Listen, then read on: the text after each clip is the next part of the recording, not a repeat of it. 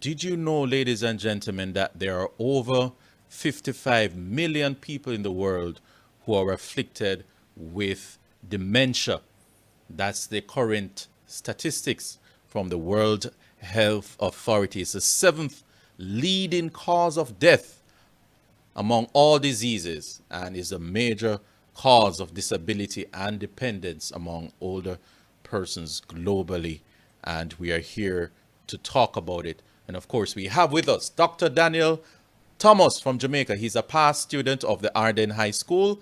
He's a graduate of the University of the West Indies, having completed his second degree in the medical sciences and his first degree. I'm still trying to complete my life. I've done my first, still trying to reach to my second, but he's much younger than I. His first degree was in the Faculty of Pure and Applied Sciences in Biotechnology and Zoology. In the final year of his first degree, he served as the UA UCCF president and was actively involved in ministry. Can you believe that? A doctor who has combined science and faith.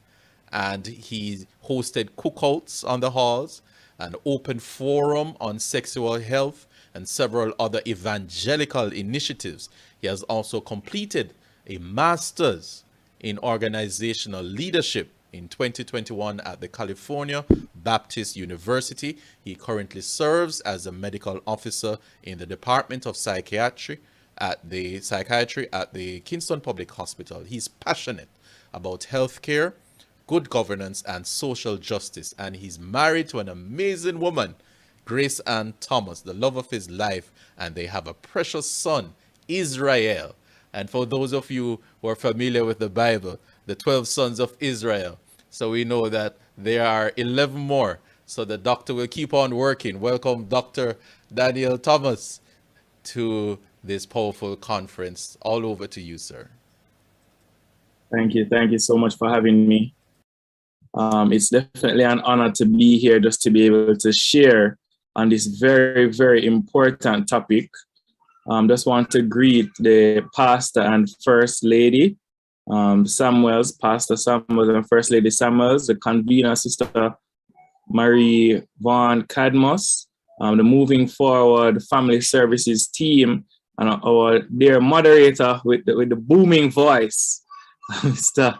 Tyrell Morgan, and fellow panelists and presenters and participants all. Thanks so much for having me.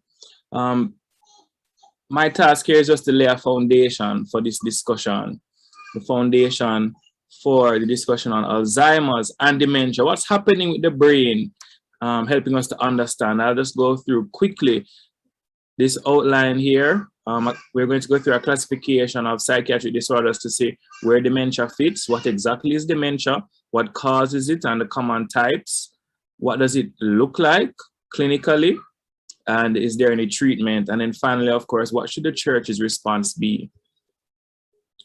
All right, so there are a number of psychiatric disorders. You have mood disorders, psychotic disorders, you have personality disorders, stress disorders like PTSD, anxiety, and then there's a category called neurocognitive disorders. Dementia/Alzheimer's would fall under the major neurocognitive disorders. And so dementia is not a specific disease, but is rather a general term for the impairment of the ability to remember, think, or make decisions, and it interferes with the everyday activities of life. An estimated 5 million adults were with dementia in 2014, and by 2060, it's estimated to be about 14 million.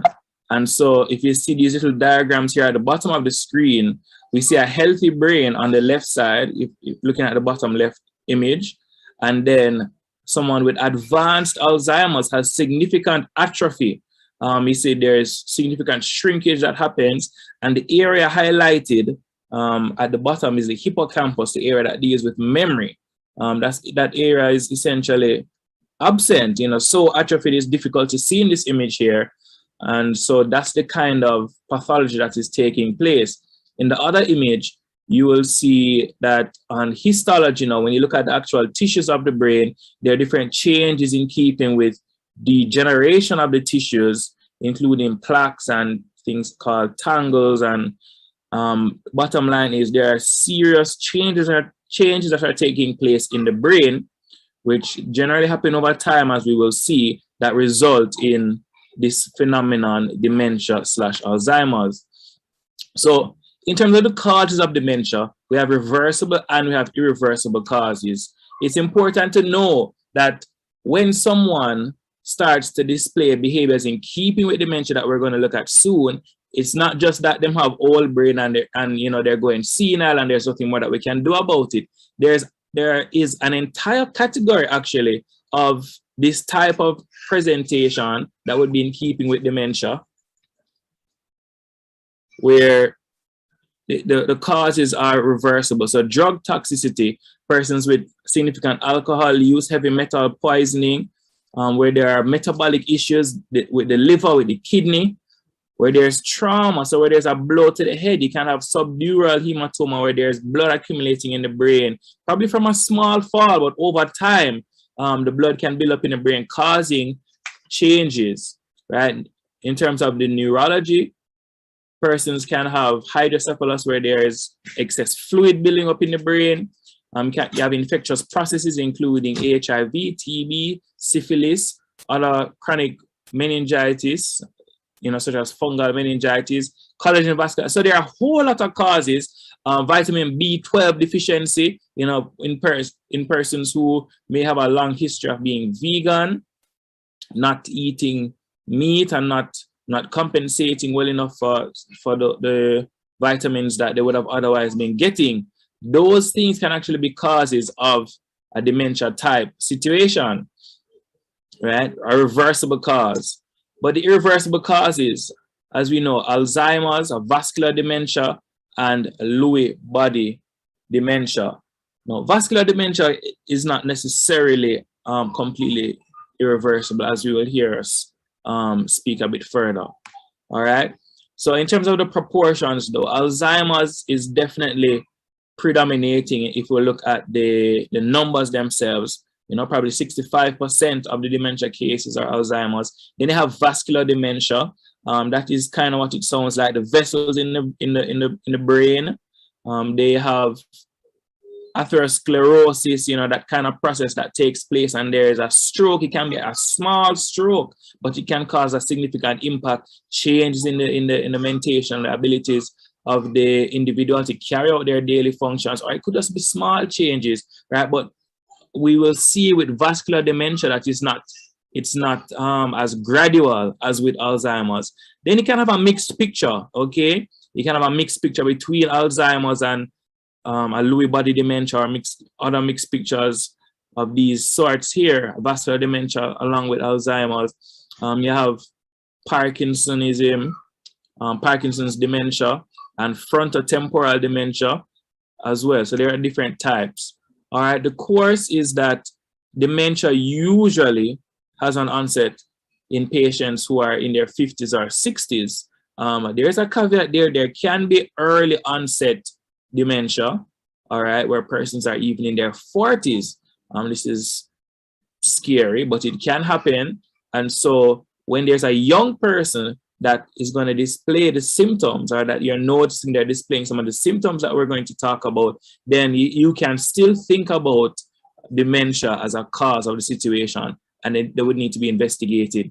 But it's usually a gradual deterioration over 5 to 10 years, all right? Except for in the case of a vascular dementia, which is boom, a vessel got blocked, an area of the brain was starved of oxygen and blood, and there's a sudden change in behavior, sudden change in memory, sudden changes taking place, and compromising the functionality of the individual.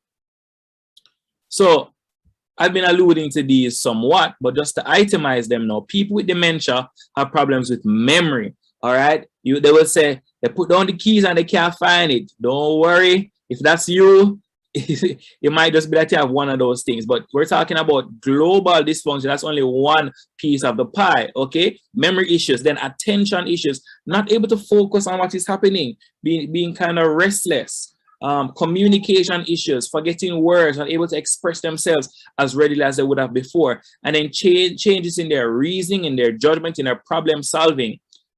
problem solving skills, visual perception changes, all right, beyond what is expected for their age. And so persons who have dementia, the tasks that they would usually do, you know, going down the road to pay their bills or going to the supermarket, they can be difficulty with those things, placed in different situations that they would normally be able to manage. Probably they cannot manage as easily and would need some help to navigate the geographical location, or would need help to solve what would have previously been simple problems. Things like, you know, you can't even forget how to button your shirt properly. You can forget how to cook a meal, things like that. It's gradual, and I mean, in the Alzheimer's case, it's gradual over 5 to 10 years. So it's not everything all at once, except for the case of vascular dementia, which is essentially the result of a stroke. So again, persons with dementia may be disoriented, not knowing where they are, not knowing the faces of family members, not remembering friends. You'll find that they become now isolated. They used to come to church a lot, but then all of a sudden they're not talking to anybody. You don't see them coming around anymore. Sometimes it's not because they're leaving the church or they're offended. Sometimes there's an issue with the brain where they're no longer remembering those that they would usually, you know, their friends that they would usually interact with, no longer going to church. And so that's part of the history that has to be taken, that would demonstrate a change in their social situation, their social functioning. All right. Persons may wander from home. As I said, forget familiar faces, forget how to do particular activities of daily living, have changes in their personality. You will say, oh, Sister Stacy was so sweet. And then now Sister Stacy is just, you know, she's cursed. I've never heard her curse before. She's just getting angry so easily. Or persons may become sexually disinhibited, saying things that they would not normally say, and certainly inappropriate for certain settings, which would not be normal for them. All right. And other changes in their social interactions. But what treatment do we have on hand? Before we even speak too much on treatment, it's important, very, very important. If you don't remember anything, remember this. The medical clearance of the patient is important, meaning that we should not just assume that everything is Alzheimer's, but there has to be a careful workup of different bloods to rule out the B12 deficiency, rule out renal issues, rule out liver issues that can contribute to it. So there's a whole panel of blood work that needs to be done. All right, there needs to be a CT brain as well to look at that person. The medical team can visualize the brain, see if there's any organic changes not in keeping with the normal dementia, which would essentially be atrophy, that can easily be seen. But there could be brain tumors, there could be other situations, or something pointed to a vascular dementia where they can see that an area of the brain is starved of blood, and you know, see evidence of clotting. All right, so the medical management is extremely important. The use of anticoagulants and antihypertensives in the case of vascular dementia, right, that can somewhat reverse the process. Okay, in vascular dementia, just like when you have atherosclerotic plaque building up in the heart, you know, the heart muscles can be starved of oxygen a bit, and it can put in a stent, etc. For the brain, you can't put in a stent, but the anticoagulants might be able to help the blood to navigate a narrow space. And so, you know, I've seen patients before who boy, on the ward, they were unrecognizable to their family members, but getting the medication, there's improvement in their mentation and their ability to function. Although they may not return back to 100%, there is somewhat of a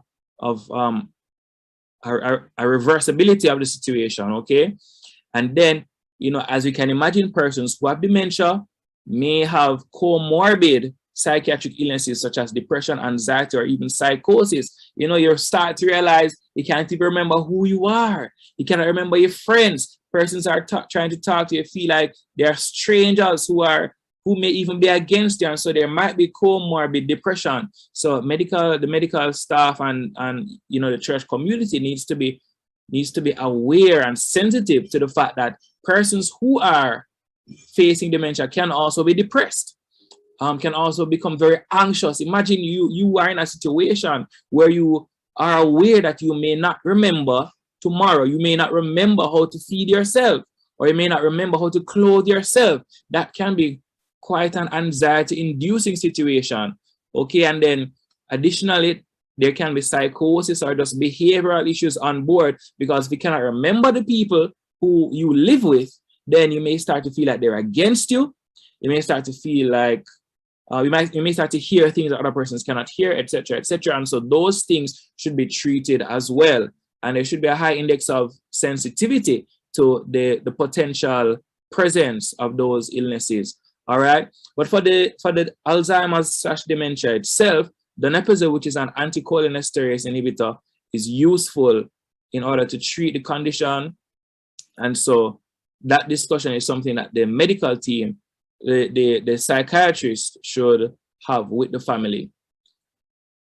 There's also a role for psychotherapy, okay? Whereas the individual suffering from dementia may not be able to benefit all that much from the psychotherapy. The family needs support. The family needs to be educated as to what is taking place, and there is expected to be some amount of grieving that will take place. All right, my own grandfather had Alzheimer's, and I saw, on my mother, the sadness at times when she realized that I would never really know who my grandfather really was. She would tell me about the jokes he would tell, etc., etc. So it's an issue that the whole family really has to deal with, and so that is where a psychologist, a psychotherapist can have a very important role to help the family to deal with the situation. What can the church do? The church can help to educate the community. The church can help to have a high index of suspicion to really be able to say, wow, yeah, for true, there is a change in this person's behavior. They have been telling me about memory loss issues, especially in cases where we have congregants who live alone. Sometimes the church community is the only community that is going to be able to pick up that there's a change in personality, change in memory, change in social functioning. And so that's a very important place that the church can jump in to say, let me see if I can help in this situation. Also to ensure a full workup. I'm talking about the same thing, the bloods, the CT brain imaging that needs to take place. Okay, we don't want to just start to tell everybody that they have Alzheimer's when we're not even sure really if it's Alzheimer's, because it could be a host of things, some of which at least 10% of them can be reversible and person can come back brand new, just like normal. Okay, so we don't want to jump to conclusions. Persons need to be brought to the hospital or their primary care physicians to ensue the workup process that is necessary to determine exactly what is happening, because it could just be a dementia-like process and not exactly Alzheimer's dementia itself. All right, the church can also provide support to families, especially in the case of caregiver burnout. I saw that topic on this program here, and I'm very happy to see that that is going to be dealt with, because patients who have psychiatric issues, especially especially dementia, burnout is a common phenomenon. Families can get so tired, and families really need a lot of support, and caregivers need to be cognizant and realistic about the situation in order to be able to prevent burnout and to be able to provide care for the caregivers, so that there can be sustainability in the caregiving process. All right, and then there is a role for lobbying the government. I don't know what the situation is like in Canada, but check and see if the government has looked out enough for those who may potentially have dementia in terms of subsidizing medications, subsidizing all the different areas. I don't know if there's government subsidized caregiving or nursing homes that are up to par. I do believe so. I've heard a lot of good information about Canada, but the church may have a role to play in that area in your jurisdiction as well. So thank you so much for your time, and that was understanding the brain and dementia. Yes, Dr. Daniel Thomas, laying it down, cutting it up here on the show. Very concise presentation, I am seeing the clear message to the church to be sensitive to the plight of those afflicted by dementia. We need to be sensitive and be careful in our Pentecostal charismatic context where everything is a demon. We have to be careful of that because one of the causes could be depression, which clinically is they diagnosed after 2 weeks, I believe. And family, the call for the family to be included in that support, that grief counseling support mechanism, and the call for the church to be a mechanism of education and educating. So Dr. Daniel Thomas, thank you so much, sir.